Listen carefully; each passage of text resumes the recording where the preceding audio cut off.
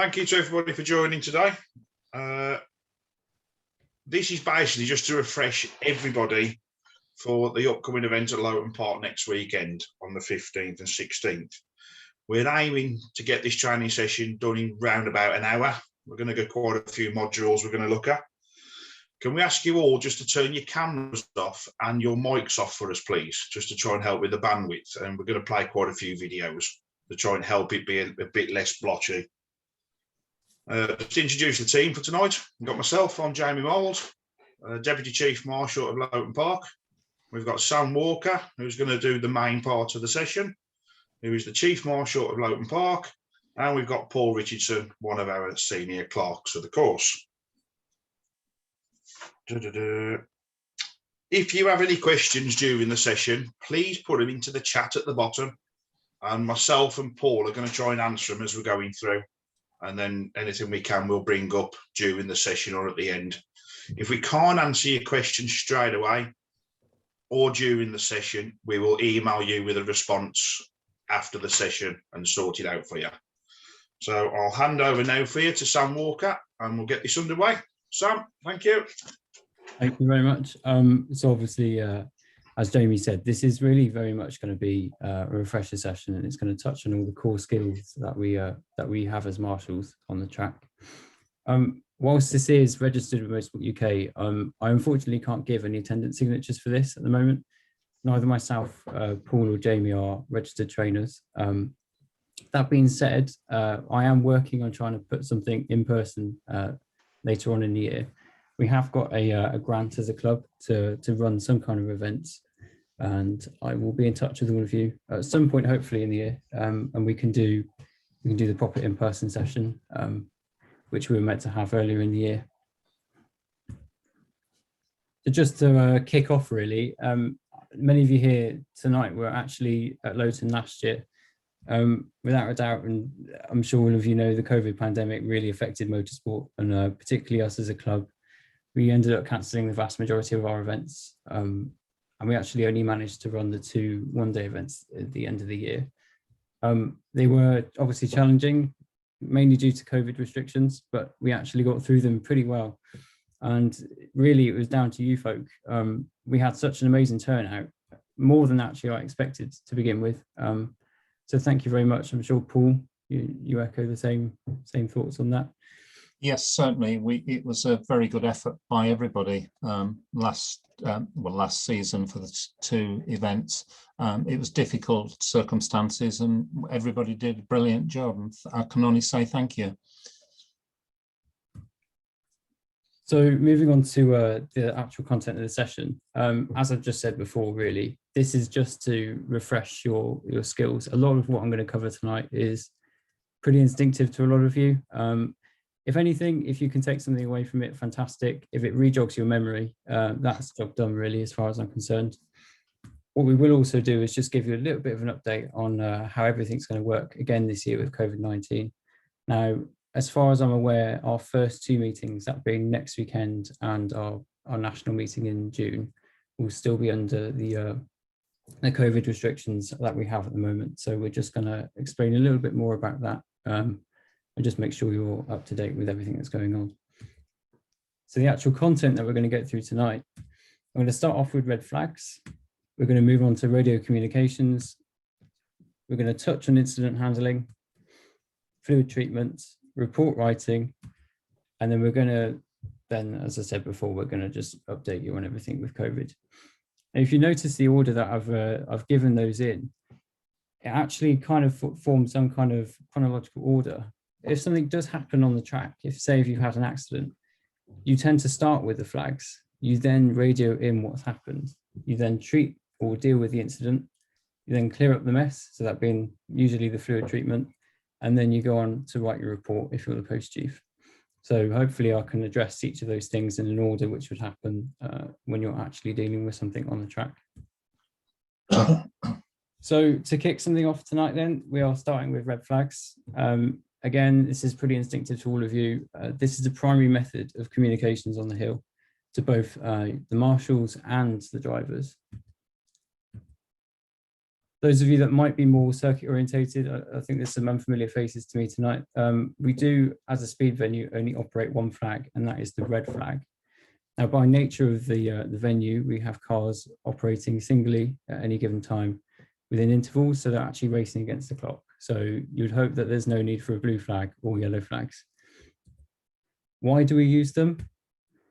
Firstly, it's to alert marshals posts. If someone puts their flag out, it's an instant alert to the post below that something has happened in that sector above them. You then have sort of like a knock-on effect down to the bottom of the hill. I will explain a little bit more about that in a second. And second of all, the red flags are used to stop competing vehicles. If something has happened up the hill, it's really important that the cars that are coming up towards the point of the incident are stopped quickly and effectively. When do we use them? Well, as I've kind of mentioned, if something does happen on your track, it's always followed with a safety and emergency call. And again, more on those in a bit. End of a batch. Now, Loton being a hill climb without a return road, we operate batches of about 30 or 40 cars. And when that ends, we always use a red flag to close the hill and make sure the cars are going down the hill safely to the bottom paddock. And finally, we use red flags. It's not so common that this happens, but if the clerk is going up the track, or for instance, if I was heading up to the track for whatever reason in a car, we do follow non-competing vehicles with a flag. However, we follow the vehicle upwards as opposed to downwards when there's an incident. That's just something to bear in mind. So if you just remember, a non-competing car is always the opposite direction when you put out your flags. So I've got a little track map up for you. For those of you that are unfamiliar with Loton, we have obviously the starts, and I've put roughly where each of the posts are up the track to the finish. During a safety and emergency, flags, as I said, will always travel downwards from the point of the incident. It alerts the next post downwards that something has happened in that sector and needs the hill to stop from that point down. For instance, if post 5 called a safety, post 4 would then put their flag out, followed by 3, 2, 1, all the way down to the start. And it's actually essentially what you've then done is close the track, and nothing can get past post 5 that's below all the way down to the start. In the event of a radio failure, which hopefully never happens, the course controllers are situated at the start line. And if a flag makes its way down to the start, that's a fail-safe method to know that something has happened further up the track and that the car on the start cannot go up the course. And as I touched upon, if there are cars in the area where the flags are, you need to have them stopped quickly and effectively. At any given time, we might have 3 cars on the hill at Loton. That's what we're permitted to run. Usually we have a car going from the start towards post 1, between 3 and 4, and then a final one probably at the top section of the hill, just going around the final corner.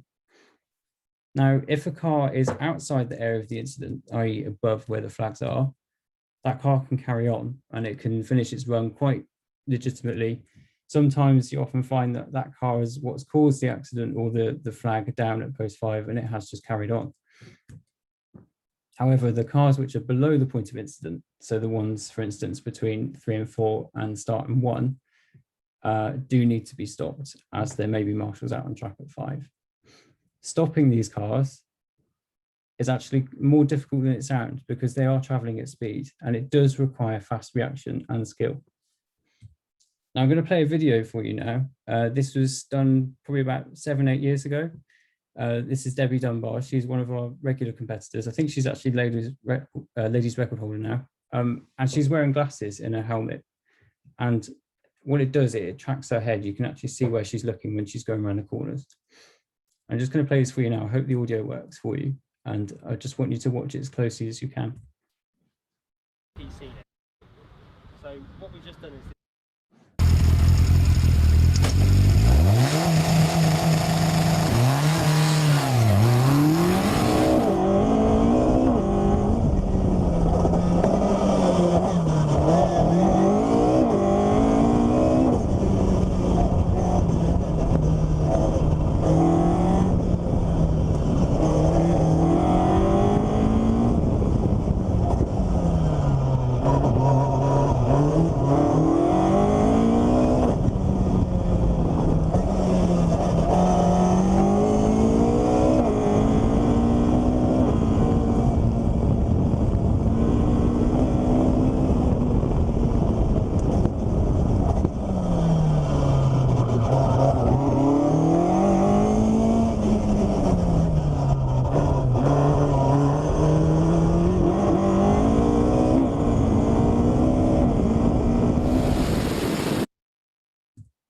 So that was an entire run up Loton. I have a question for you. In that video, how many Marshals posts did you actually see?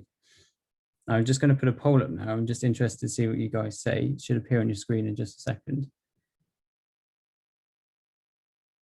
If you could just answer, how many of them? I've left the answers quite ambiguous. But how many did you think you see? You think you saw?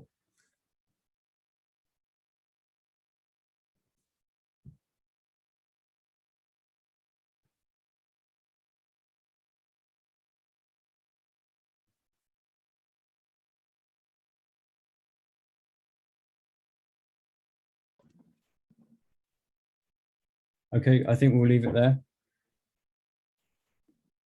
I think really that's kind of what I was expecting. Unless you knew Loton really well and I was told you to look for the Marshals post, I think you'd actually find it very difficult to find all of them. She did drive past 10 of them up the hill, for those of you that aren't familiar with Loton.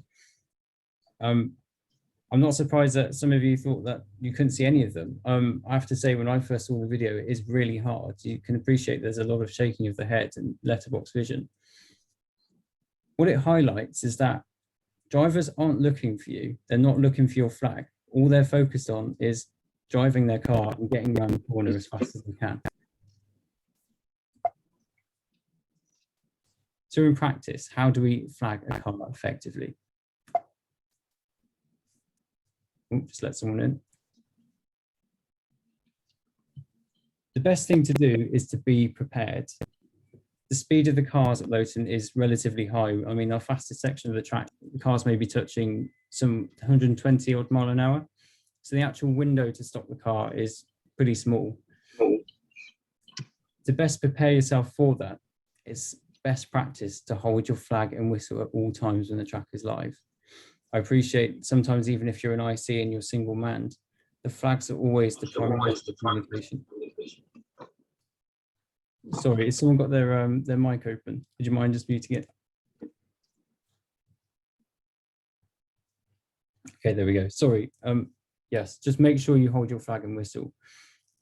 If this was an in-person session, I would be teaching you now how to hold the flag in a certain way. There's certain knacks of doing it, but the one thing you don't want to do, and I see people do, is they twist their flag up, and sometimes they don't even have it in their hand. A radio call may come over within a matter of seconds, and you have to prepare yourself. A car may be coming towards you at 100 mile an hour, and you have to stop it. Another good practice is, if you are the flag marshal, is look at the post above you. Now, obviously, I appreciate when a car is coming around the corner in your sector, please do watch that car. But there is about a 20 to 30 second delay when the next car is coming towards your post. If you look at the post above you, you then get to, you can find out straight away whether they've successfully negotiated it. And also, if there are flags up above the hill, sometimes they come down quicker than the radio calls do. So keep your eye on the post above. That's another way to buy yourself more time, and it increases the chance that you have to stop the car that's coming towards you. Listen out. Now, we use whistles for a reason, and that is to alert each other. When you do use your whistle, make sure you use it loudly, as obviously you're competing against the sound of the cars, the noise of the cars. Also, listen to your post chief's radio as well. I will touch on that later on, but if you do hear something on the post chief radio, by all means act upon it, because sometimes your post chief might miss the call. If you hear something above the hill, above your sector, and you know that you need to put the flag out, then please do it. Another thing to consider is how you actually present the flag. Now, as we established in that video, the drivers aren't looking for you. They're looking at the corners or the straights ahead of you. When you get onto post, maybe consider, where is the driver's eye view going to be at this particular section of track? Are they looking ahead, or are they looking at the apex of the corner? Just take that into account when you do use the flag, as if you can get into the driver's eye view when you do use the flag, you have a higher chance of stopping them. There's a lot of the posts on the track which actually aren't driver eye level either. There's some which are higher up and some which are lower down. And that's also the same across other speed venues in the country.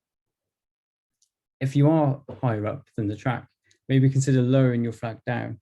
Try and get it in the line of sight for the driver. Likewise, if you're lower down, then do the opposite. Another important thing is actually how you wave the flag. Now, albeit we use one kind of flag, which is the red flag, but really it's the motion that a lot of drivers catch when you use your flag. If you have the flag pointing towards the car, you actually are essentially pointing a stick at the car, which doesn't necessarily work as well. If you have the flag 90 degrees to the direction of travel or the line of sight, you have a large surface area of the flag which is visible to the driver, and that's what really catches their attention. And probably the most important point of all, really, and it's only something I recently thought about. If you do have a situation where you have to flag a car, please do not stop waving the flag. If something has happened up further up the hill and you are the relay post, say something happens at 5 and you're on 4, but there's a car further down the hill and you don't think you'll ever have to flag it. Drivers do miss flags. They can go past them. It's not unknown for 3 or 4 flags to be missed on the run. Please keep waving your flag, no matter what post you are, until you are satisfied that the cars below have been stopped, because sometimes they will carry on. And it's so important that you keep trying until they are well and truly stopped. Now, last year, me and Paul and Jamie, we were testing out some positions of lights. We operate a couple of red lights up the hill. And as part of that, we were also just testing how red flags look. Now here, this is kind of the ideal. You've got a large surface area of the flag being shown. It's a really vivid motion, albeit it's in a kind of difficult place. It's under the shade, it's by the tree. But, and I appreciate the camera isn't fantastic either. It doesn't sort of take into account where the driver will be looking. But that's what we're kind of looking for. It's a vivid motion more than anything else, and it's really clear. One thing I will note though, is that it's very tempting to step outside of the tyre walls on your post to flag to catch a car. I cannot stress enough, the tyre walls are there to protect you and to keep you safe. I'd much rather a car misses the red flag because you can't make your flag visible enough because of the tyre wall, than for you to step out onto the track and for an accident to happen. Please use the tyre walls as your safety net. This is more prevalent at post 5, further up the straight. This is more exposed compared to post 2A. And same again, you're just looking for the real strong motion of the flag, which catches the driver's attention. But as shown here again, please make sure that you are stood within the boundaries of your post. Try not to step, or not try, definitely do not step out beyond where the tyre wall is. One thing to bear in mind is that if you are the flag marshal on your post and you do have an IC with you, as tempting as it may be to flag under your own accord if something's happened on your post, please do wait for your post chief to instruct you to flag. I will touch upon that later on as to why that's important, but sometimes patience is key, particularly if there is an accident on your post. So just to summarize quickly, flags are used to alert and stop. We alert the fellow marshals and we stop the competing vehicles coming up the course. Consider your surroundings, where you are on the track. Are you at a corner? Are you along a straight? Think about where the driver is going to be looking, and also how well you're actually presenting that flag. Are you easily visible to the driver? But most of all, be safe. As I said, the tyre walls are there to protect you. Please do not compromise your safety to stop a car. Are there any questions so far? If you put them in the chat, I'm sure Paul or Jamie will answer them. If you have anything desperate, by all means, open your mic and we can discuss now. I guess the silence is saying everything. We'll move on to radio communications then. So we've established that the flags are the primary way of communicating to one another and the drivers. We then follow them up with radios. As an operator of a radio, if you're an IC, you are the direct link to course control. 9 times out of 10, the course controllers are sat down at the start line and they can't really see much. I mean, they get the start line. At Loton, they get a little bit of the cars going into post 3 and that's it. You are therefore the eyes and the ears of the hill. What you say over the radio determines the actions that are made by the course controllers and then the notes that they make in their log. Radios are a two-way system. Now, it's very easy to forget that actually the big part of using a radio is listening to what is going on the hill as opposed to talking all the time. There's also a big difference between listening to a radio as opposed to hearing a radio. Just to touch on that, and as I said before in the flag section, it's really important that everyone on your post can actually hear what's going on the radio. Under no circumstances will I ask you to wear an earpiece on the live track if you're further up the hill. As I said, if you are the flag marshal, sometimes the post chief may miss a call. If you're absolutely confident that something has happened further up the hill which requires a red flag, then please do act on your initiative. In an ideal world, radios are to be used as little as possible. Now, if things are going really well, you can get away with getting past the radio check in the morning and actually nothing will happen all day and you won't ever have to use your radio. That unfortunately doesn't often happen. But in an ideal world, radios are to be used as little as possible if you can.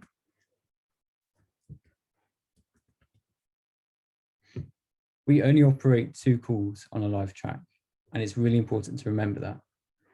We always use a safety or an emergency. This message has to be repeated twice at least.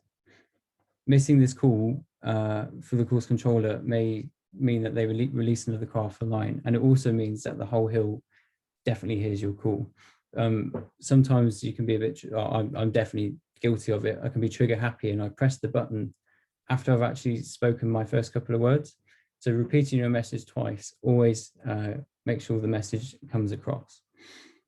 These calls kind of do what they say on the tin, but deciding when to call what is a bit more of a grey area, and it's dependent on who you are, and I will talk a little bit that on the next slide.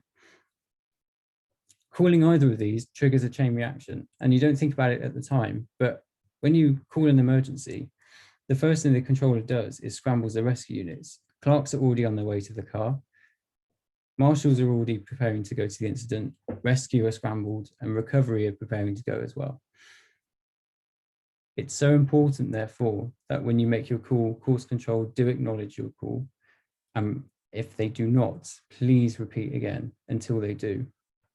9 times out of 10, someone, i.e. the clerks, rescue, fellow marshals, will hear it, and they will be able to act on it for you if course control can't get hold of you. So, as I said, it's a bit of a grey area sometimes as to when to call what. Now, there's no tried and tested method of this. I'm very much going to say how I think about this, and by all means, you may have a different way of dealing with it. And we can discuss this at the end if you so wish. In my opinion, every call on the hill by default is an emergency. And when I say that, I think in my head, has something happened, i.e. an incident in front of you, which has caused potential harm to the driver, marshals, or spectators? If that criteria is met, it doesn't matter if in the end there is no harm done, it's an emergency. Call it, have it done with. The clerks, course control, myself, we won't mind if you call it and it turns out to be less serious than it is. We always verge on the side of caution. If, however, you've done that criteria in your head and actually it doesn't fit, you then ask yourself, has something happened in front of me which can cause potential harm to the following driver or your fellow marshals or the spectators around you? In other words, is it unsafe for the next vehicle to pass my sector at racing speed? That can often be many things, as you know. It could be dirt on the track, it could be debris. Given it's Loton Park, probably wildlife or deer, pheasants, could be anything. Safety, that kind of flowchart is what I think about when something happens. And by all means, as I said, it may not be the same as you, but just as a guide, this might be useful. If you are ever in doubt though, always call an emergency. And if you've called a safety and you realize actually this is more serious than I anticipated, please do just upgrade it.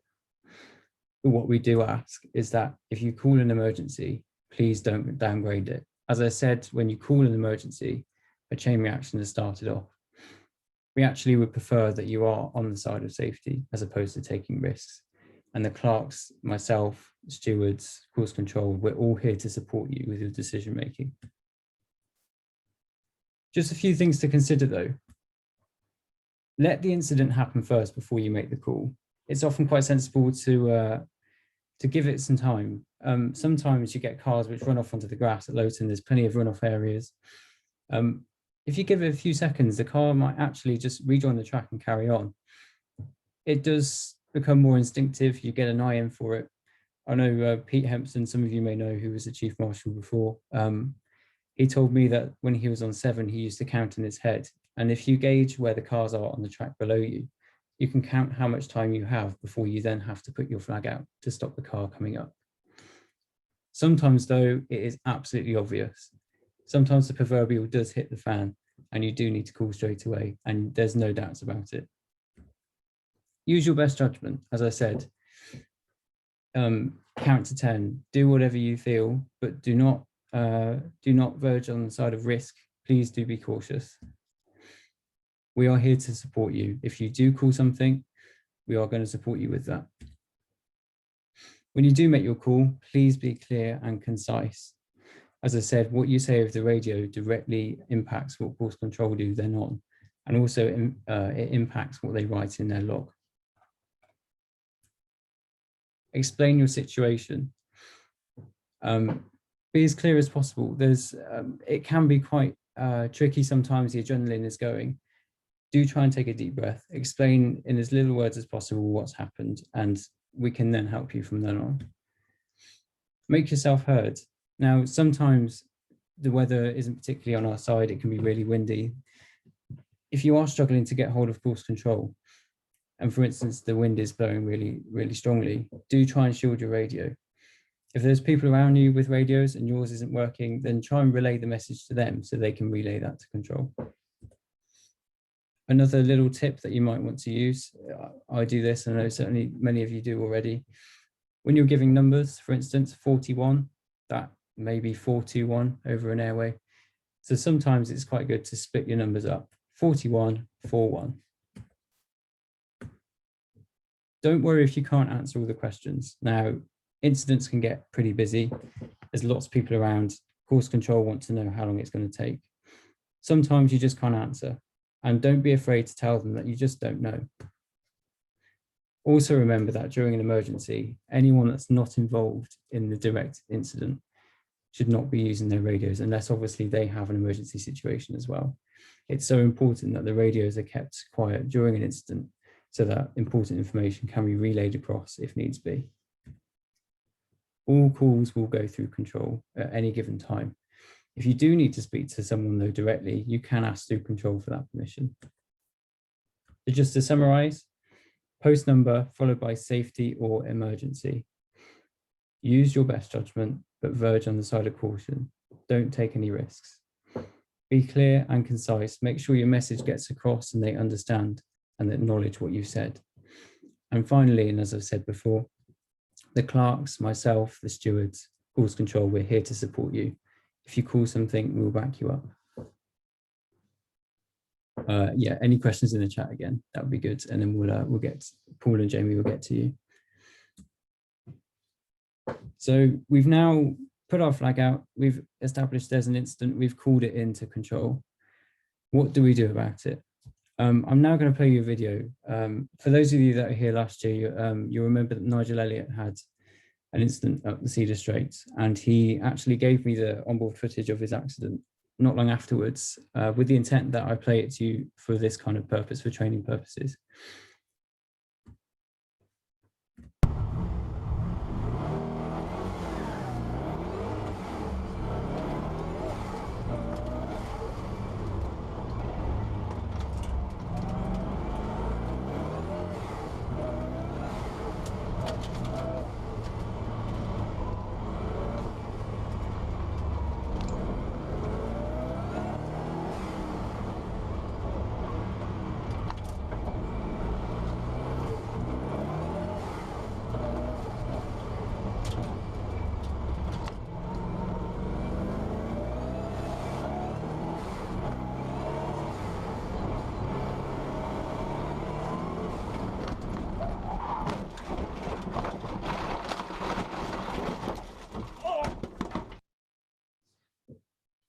I think for a lot of you, that might be the first time you've seen that happen since it actually happened in real life.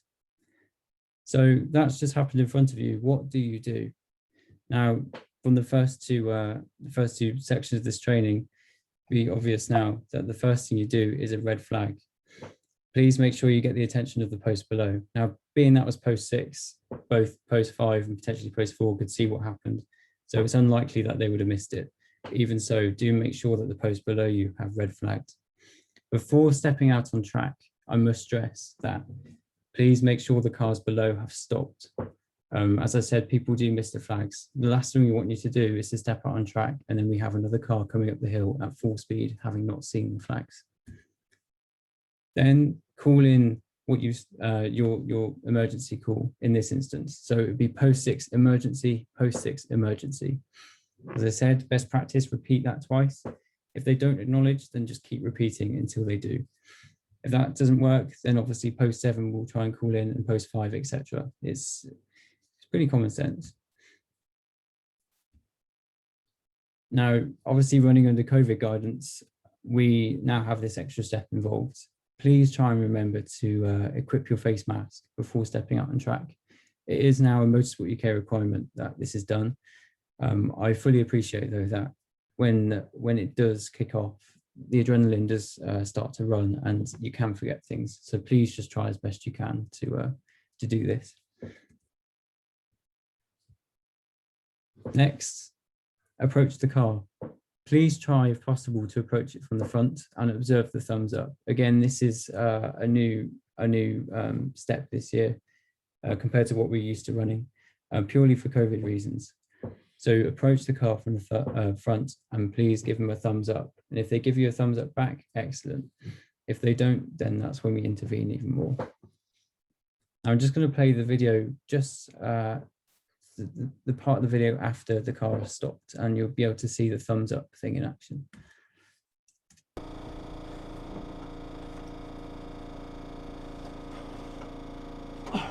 No, no.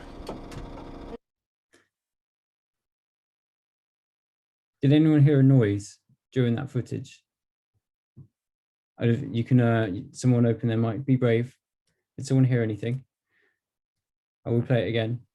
Yes. Yeah, what? Fuel pump or similar? Spot on. Yeah, the fuel pump is on. What does that tell you about the car if the fuel pump is on? Electrics are still on. Yeah, absolutely. Electrics are on. Probably a lot of you have seen this sign already. This is the sign to point you to the master cutoff.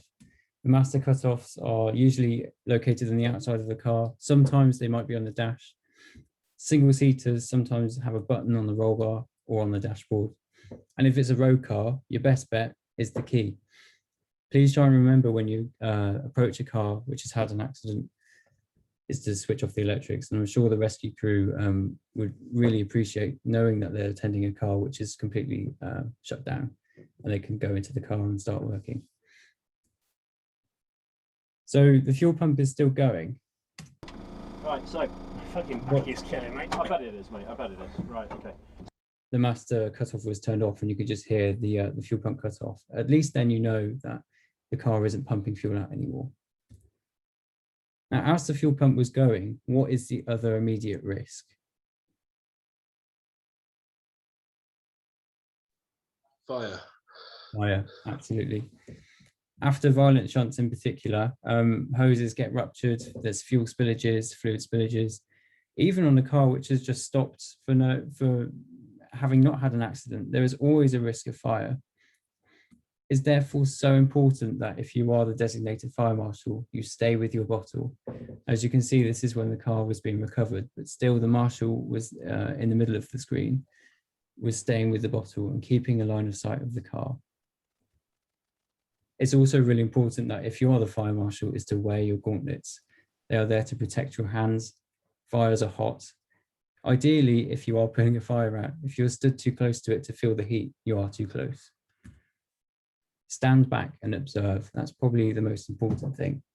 You don't want to be too close to the car, but you want to have a good field of view. You want the whole car in your sight so you can spot any fires underneath the car or around the area. And whilst I appreciate, usually we do a sort of a fire theory and fire practical session at an in-person training session. I'm just going to briefly go through extinguishers as best I can quickly. So we operate 3 extinguishers at Loton, the most common, powder and foam. Now, on every post, there's at least one of each. Some have several. Usually, your go-to is a powder extinguisher. They are effective at knocking out flames on a petrol fire or diesel fire.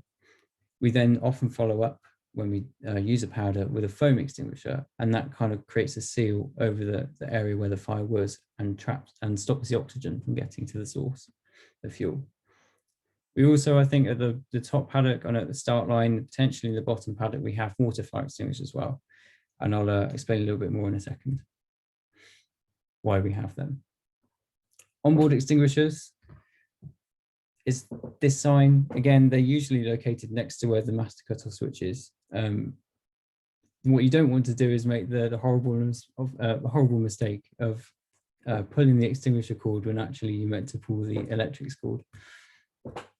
So yeah, as you can see, they're usually just put together at the front. Methanol, day glow orange disc. If you see a car up the track with this disc on, you know that they're running a non-pump fuel. That traditionally is a methanol fuel. It could be biomethanol. So instead of using a powder, we often recommend using a foam in this instance.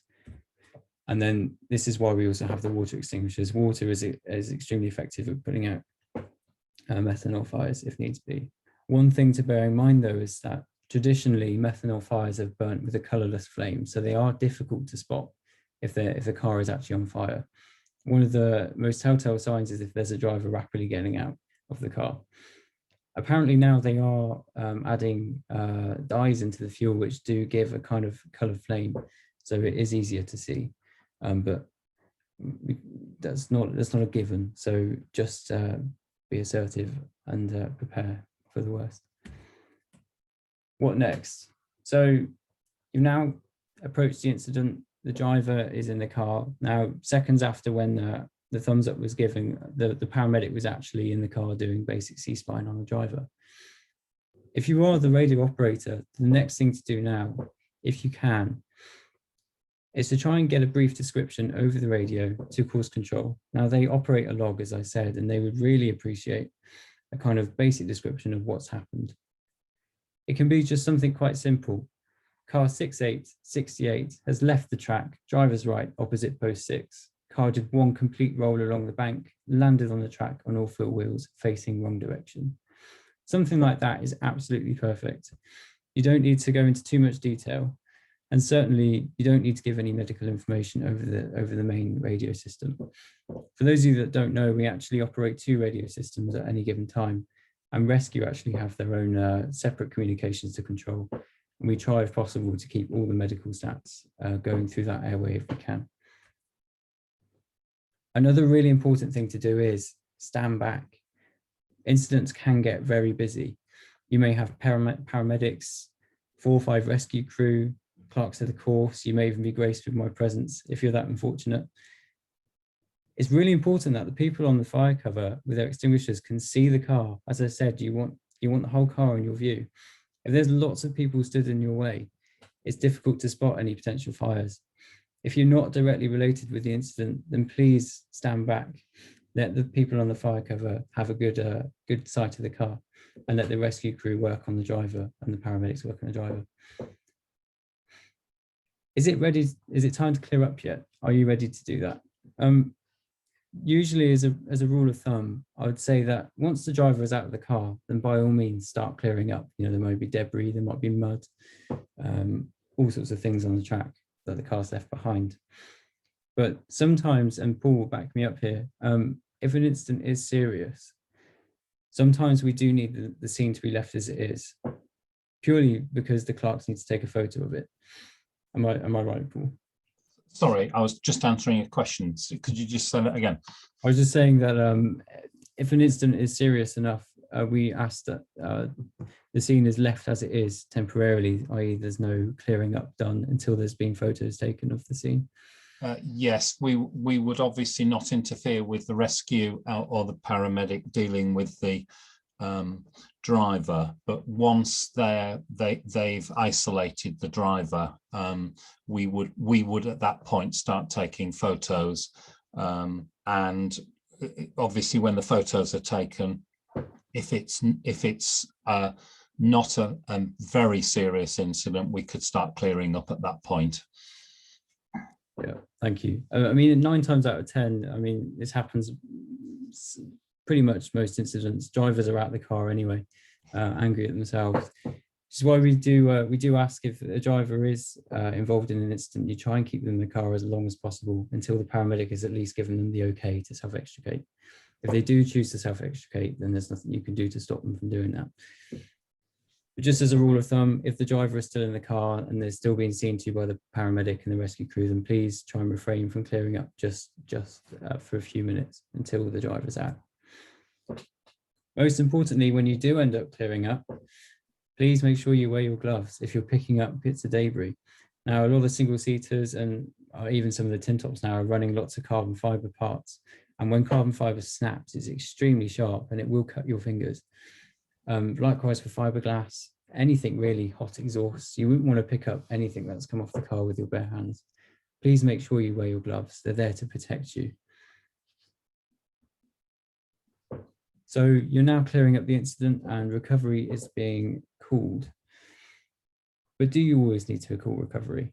Well, this is also where you have to let the incident happen for a little bit. And sometimes the clerks are actually happy for the driver to roll the car back down the hill, so long as all 4 corners are straight.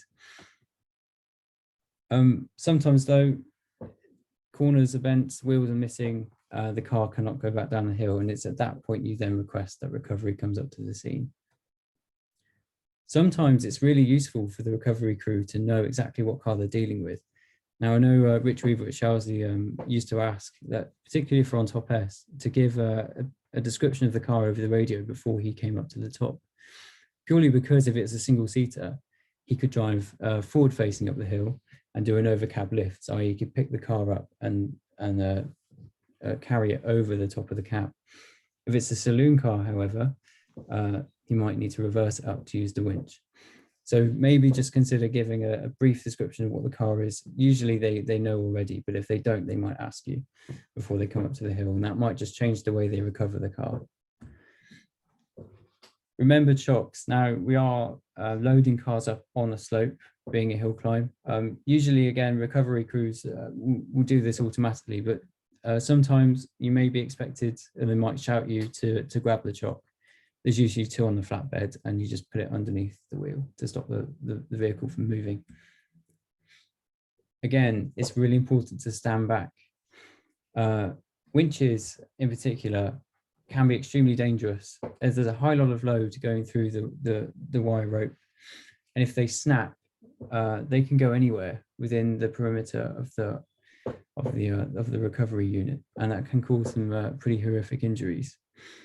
So if a winch is being used, just please be mindful, please stand well away from where it's being operated. You should also really try and avoid touching it if you can. Sometimes they can fray, the wire rope can fray, and you can get sort of like a metal splinter in your hand, and it can cut you if you're not careful. Please make sure that if you do have to touch one of these cables, you wear your gauntlets, and if you do have to touch the winch at all, you carry it from the hook end. That's your best bet. Usually though, recovery crews, as I said, they know what they're doing, and they will probably do all this without you being involved.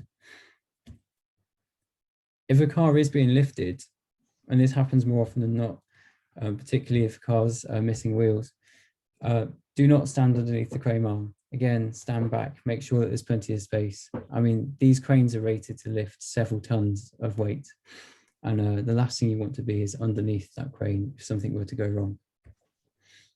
So just to summarize, I appreciate I've absolutely flown through that bit. Usually a normal training session, that's an hour and a half, 2 hours worth of content, and I have glossed over a lot of it.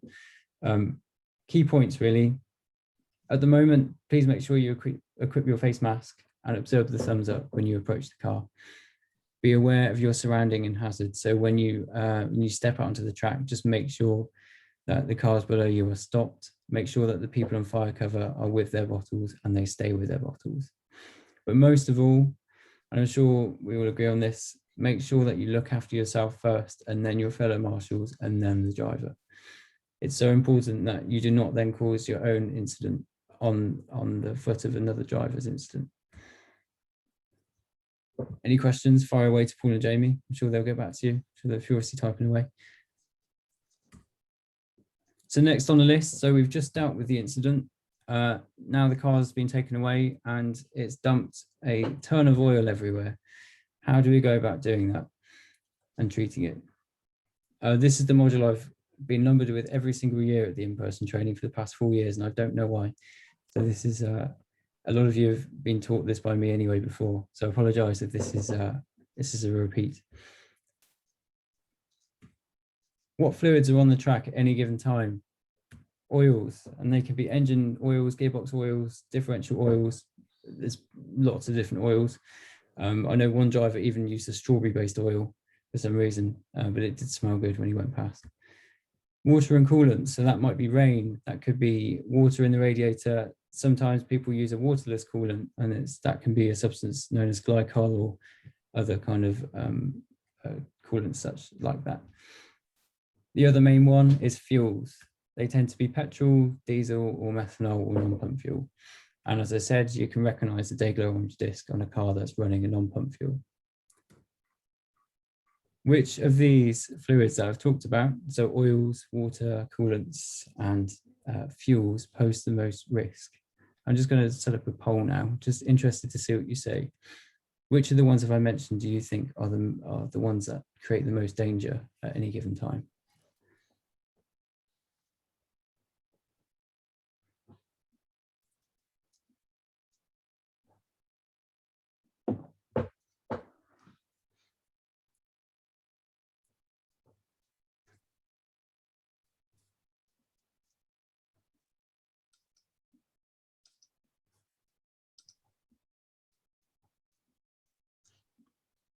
Okay, yeah, I think we'll stop there.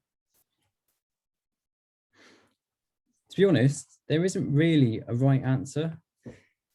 I would go as far to say that they all pose their own risks, depending on how much of them there are, where they're dropped, and how they're dropped.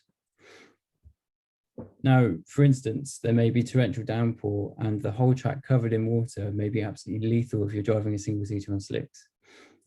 Likewise, an oil slick up the racing line could be equally as dangerous.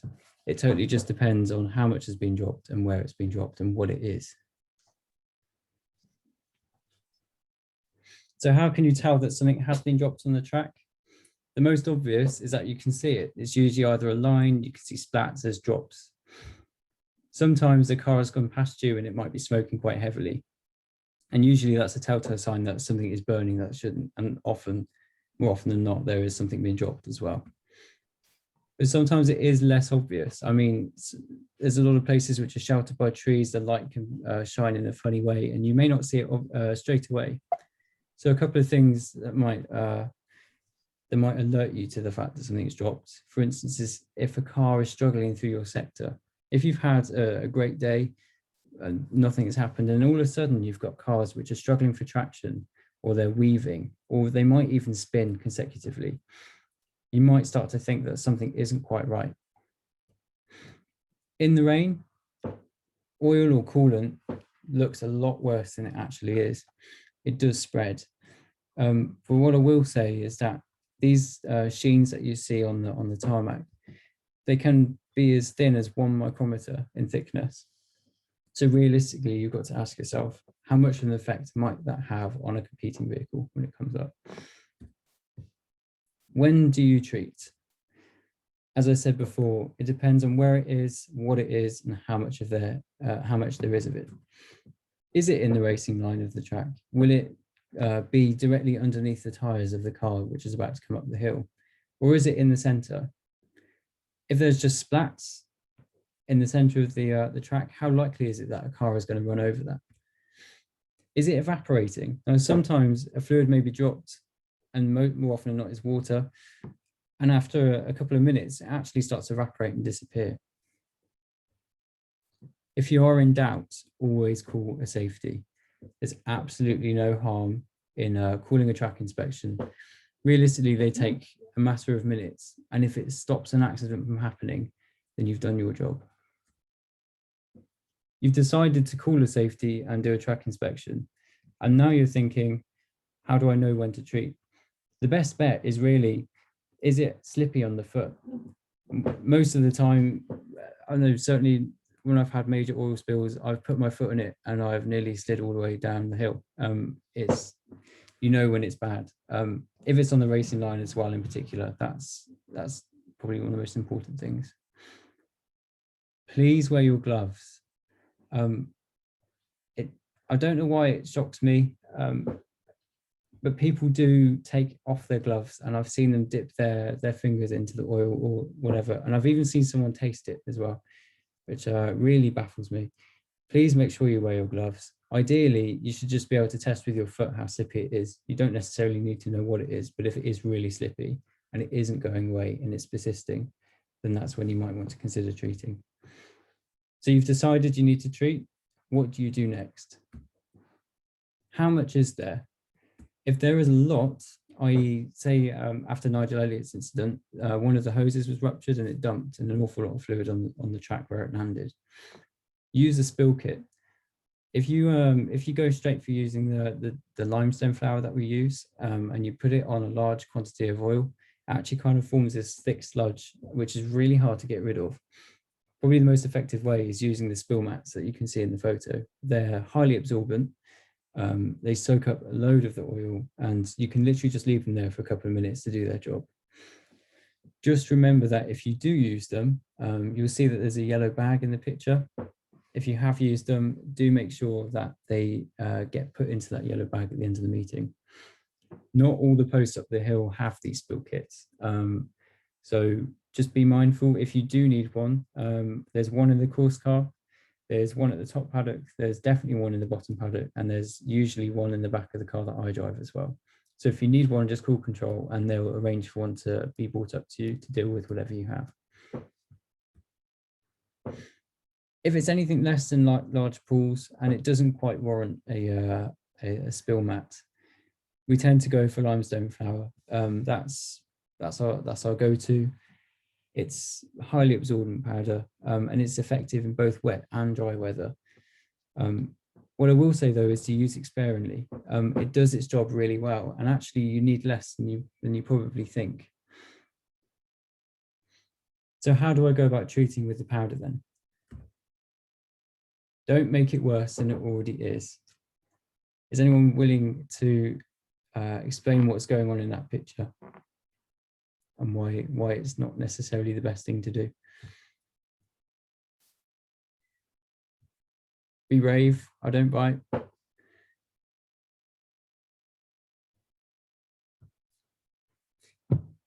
O+, if you have an oil spill, say about an inch in thickness. By sweeping it crossways, it's making it a lot wider than it is originally. Absolutely, spot on. Yeah. If you've got an oil spill, try and trace where the oil spill is going. If you sweep it sideways, you're actually making it essentially bigger than it needs to be, particularly in the eyes of a driver as well.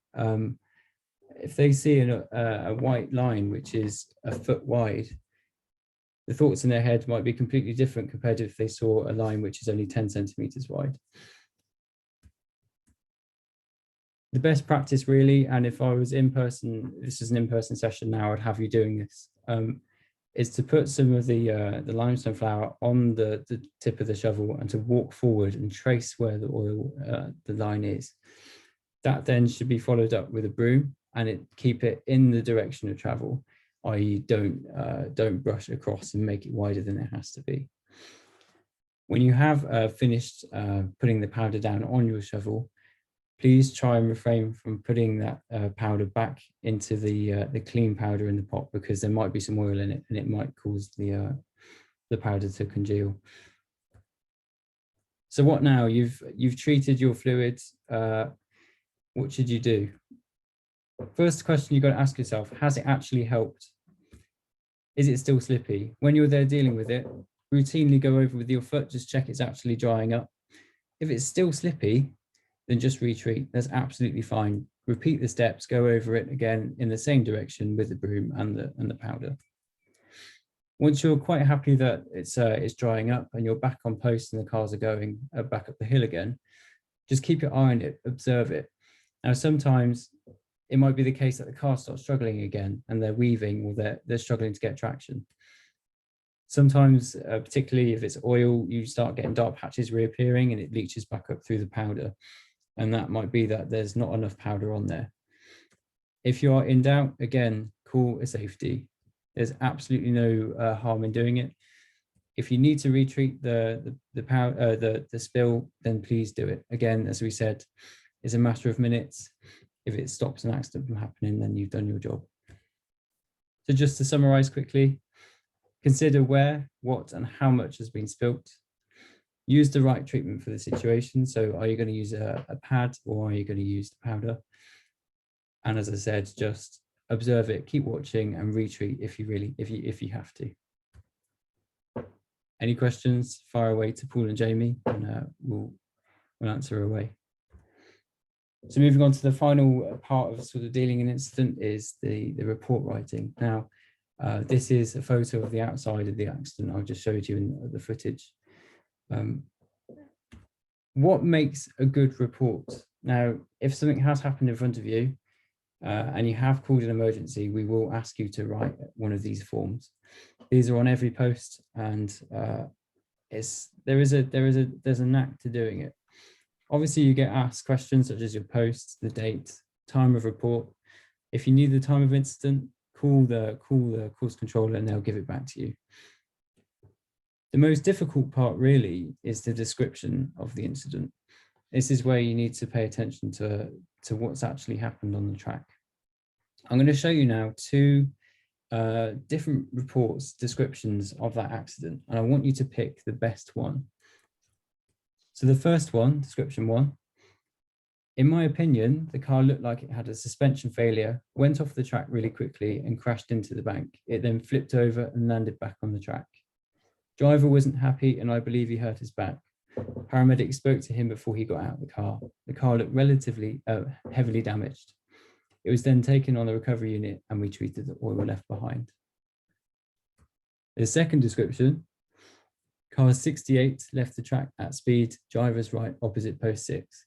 It made hard impact with the bank, did one complete roll before stopping facing wrong direction on the tarmac. Paramedics saw the driver who self-extricated.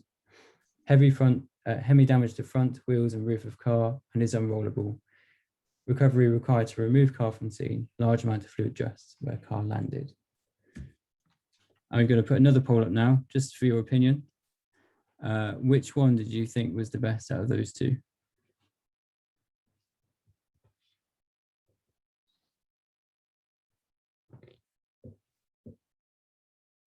Okay, yeah, it's pretty decisive there. Yeah. Okay, is anyone willing to open their mic up and explain why that second one might be better than the first one? It's factual. Yep, absolutely. Anything else?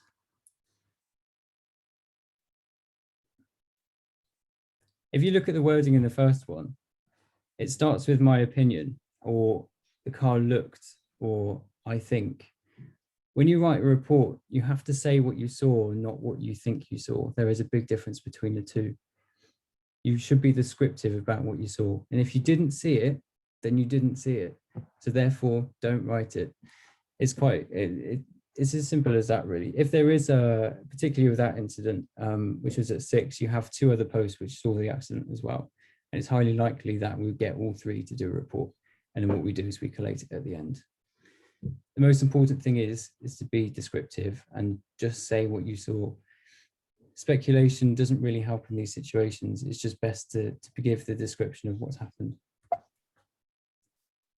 Just to summarize quickly, key points: say what you saw, not what you think you saw, be descriptive. And finally, it's actually quite useful to complete your report as soon as you can. Now, if you leave it to the end of the day, the facts in your head might become a bit distorted. If you can complete it as soon as you get back on post, that's ideal. There's no worries if you can't, but it just increases the accuracy of what's said. Any questions to Jamie and Paul? I'm now going to hand over quickly to Paul, who's just going to talk about some of the Loton protocols and COVID protocols for this year. Far away. Thank you, Sam. I'm just going to run through a few things which are really, they're very much Loton specific, but the first two apply to all venues at the moment. Signing on now for competitors, marshals and officials will stay as an online procedure now for the foreseeable future. It's most unlikely that we will ever go back to signing on manually. And scrutineering, that may change, but at the moment that's completely online, with competitors filling in a self-declaration for both themselves and their competition cars. You will see, if you're in or near the paddock, you'll see a lot less scrutineers, certainly this year. In the paddock, we're probably going to halve the amount of scrutineers we'll have at any venue, but they are still going to check up to 20% of the cars and the safety equipment of the drivers. They're going to do this randomly. We are going to have no input into this. They're just literally going to check as they feel fit, just to ensure that drivers are not been filling forms in incorrectly. The penalties for giving misinformation are going to be quite severe. So I think that, to be fair to the drivers, I think they're getting used to it now. The other thing that you'll notice, the steward's inspection before the track opens is now not going to take place. The stewards are no longer required to be involved in an inspection of the track. It's going to be left now purely to the senior clerk of the course at the venue. So it'll actually be a slightly quicker process where we'll just drive up and down the hill and then open the hill accordingly. Timing of the vehicle, of the cars, is now going to revert back. Well, it's actually going to revert back at most venues to the traditional timing and start line procedures, which will allow us now to revert to all the class records and hill records standing at the end of 2019 will be recognised. We've had to do this because of the national championships. Top paddock, we're going to try something this year. We've asked the drivers to fill in on their entry forms whether or not their cars are self-starting.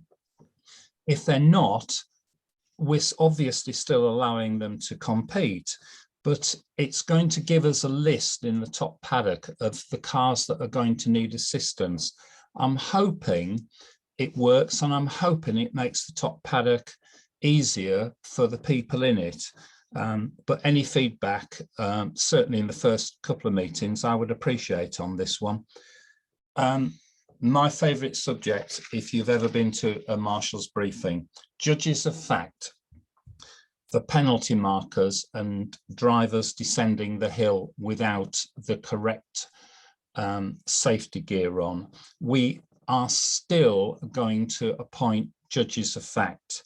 We have to do it in a slightly different way now. We are not supposed to use our notice boards, although we will probably use the main notice board for the judges of fact. We'll put the names on as usual, but we're going to use a virtual notice board for the drivers so that they can access via the Hagley website all the various people who would be judges of fact. But from your point of view, it's going to be the same as normal. We're still putting a report form for breaches of any rules and or hitting the markers. We're going to still put the same form that you would recognise on the Marshal's posts for the post chief to fill in. The only difference is we don't want the form brought back down into the paddock at the end of the meeting. If you can put it just back in the pack as that is left on the post, we'll actually deal with the forms once you've left the posts.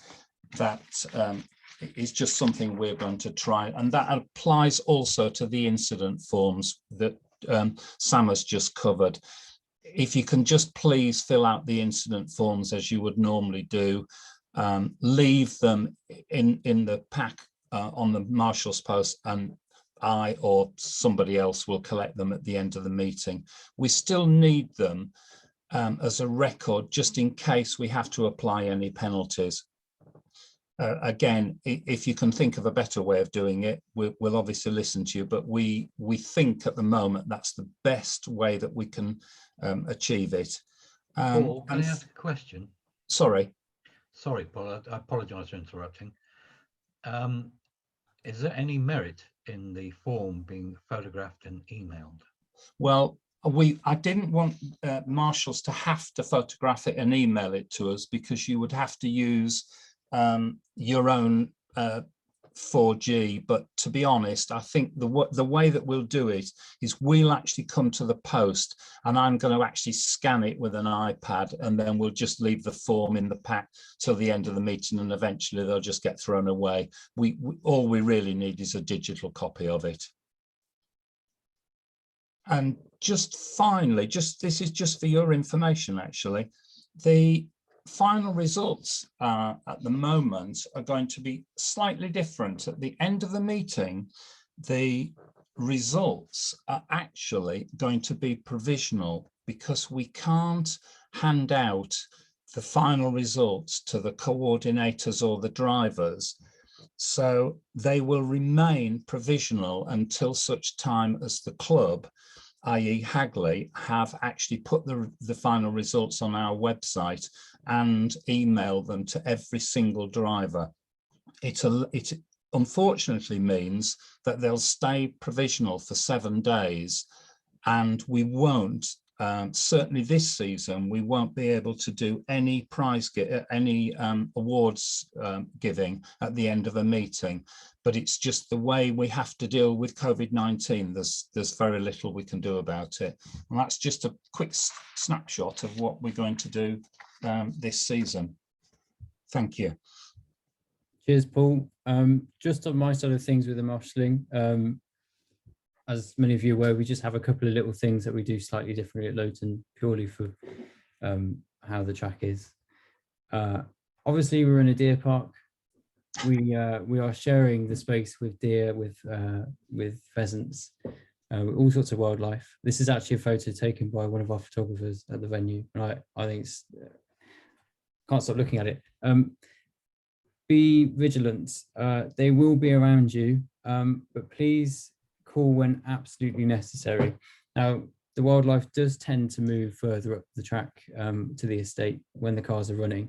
You do get the occasional Bambi which sits in the bracken and waits for its moment, or there's the odd suicidal pheasant. Unless, as I said, it's going to cause is a reason why the next competing vehicle cannot pass through the sector safely at competing speed, then obviously call it. But otherwise, keep an eye on it and remain vigilant. Batch returns, as I've briefly touched on in the flag section, we run the batch returns. Just make sure that the posts from the start to post 7 are the only ones that use their flag. In other words, 8 and 9, you don't need your flag out on a batch return. Just to remind you of that one. Post 1, 2, 2A and 3, we have our own separate procedure for that. If there's a car stopped with you and there's flags further up the hill, cruise control are fully aware that you are allowed to send that car around that you flagged in these particular posts right the way back to 3. If you're on 2A, if the car is coming towards you slowly, stop it with you and wait for a hand signal from post 3, and they will flag the car down towards them and it will go back into the paddock. Now, this is the kind of thing that I will repeat in a briefing at the weekend anyway, but just to reiterate here for completion. Penalty markers, I think this is the final thing to discuss.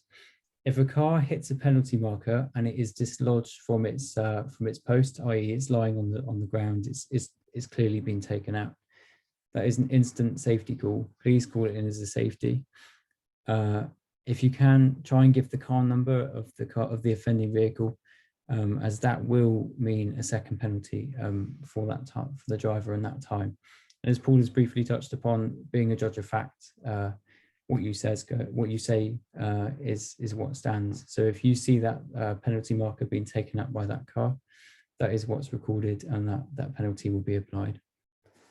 I think that is the last thing to cover. Really, just to summarize the session, the most important things is to look after yourself, look after your fellow officials, then the spectators, then the drivers. And we won't be having any spectators for the first 2 meetings, but when we do, that's the sequence you apply to anything. Be prepared for the unexpected. As I've said before, the cars are traveling at high speed. This particular photo was taken probably about 10 years ago now. And as you can see, it's quite an infamous incident if you're regular to Loton. Something can happen in a split second. You need to be prepared, whether you're on the flags, whether you're on radios and you're on fire cover, etc. Be prepared and stay vigilant. Use your best judgment. If you're not happy, or if you're uncertain, do just call it as a safety or an emergency. We are here to support you. We will back you up with whatever decision you've made at the time, and we prefer that you verge on the side of caution rather than take any unnecessary risks. I think really that's covered all of it. I apologise. I feel like I've gone through what's usually a weekend's worth of content in the space of an hour and 5 minutes, and I've been talking at you non-stop. So apologies for that, but I hope you've taken away something at least, and if it's rejogged your memory, then fantastic. What we're going to do now, if you've got no questions or anything, then by all means, this is the end of the session. If you'd like to open your mic and it's kind of an open forum now, just to speak to me, Paul or Jamie, about anything Loton related or to do with the session, then fire away. Otherwise, thank you all so much for joining tonight. Those of you that are coming to Loton next weekend, I'll see you then. Otherwise, thank you very much for joining, and speak to you soon.